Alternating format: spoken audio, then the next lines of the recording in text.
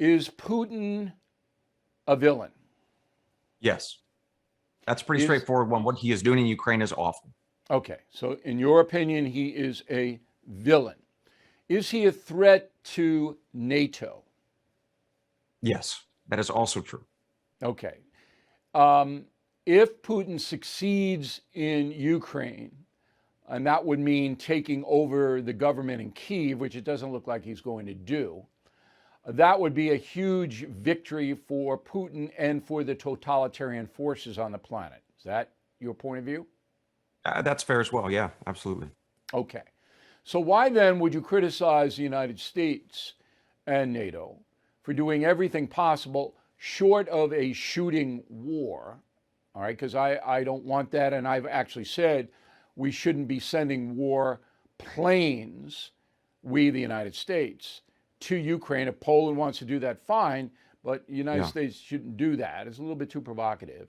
That is my opinion. But if we can defeat, we being the United States and NATO, if we can defeat Putin by sending a massive amount of arms to Ukrainian fighters, which so far have performed pretty well, way above most expectations, that would be a good thing for the world. But you dissent there.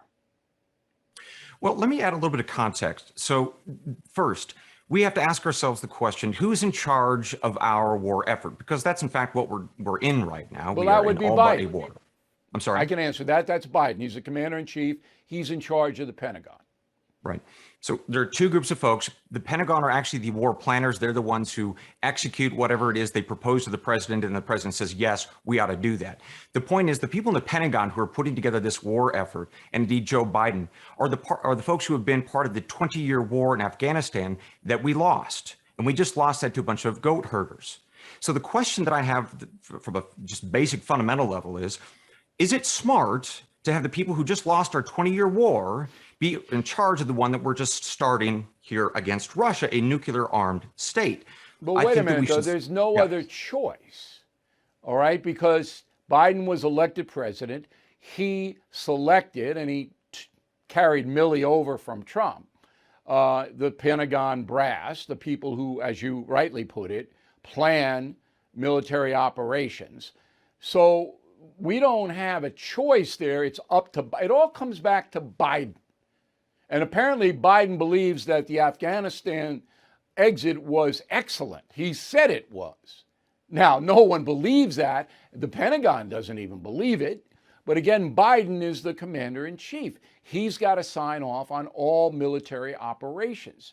So I'm not sure that your dissent here, I understand if I were the president, I would send advanced weaponry to Ukraine in the hopes that Putin would be partially defeated, embarrassed, humiliated, which he is being now. I would do that. Would I be wrong? So the second piece is this: beyond our own internal capacity, I don't think that we should disregard that question. But let's move on to the second piece, which is this. What is Putin and his war hawks in Moscow? What are their red lines in terms of what we do that would then offer up a degree of retaliation, right? That's the other question that people in the Pentagon and the CIA and indeed the White House are wrestling with. I believe very, very strongly that when we move from more traditional, more conventional weaponry, which I support sending to Ukraine, because that will bog down Putin, that should be the goal, because that will force him into some degree of diplomatic conversation, especially if we can bring the Chinese on board with that. I think that's how you solve this.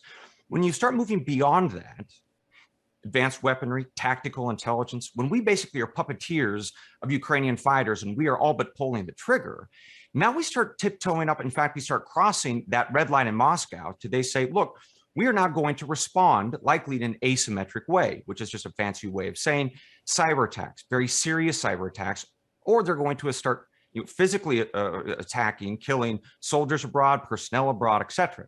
So then we as a country should be asking ourselves this question: are we ready for that kind of asymmetric response? Are people ready? Are families ready? Are our communities, our businesses ready?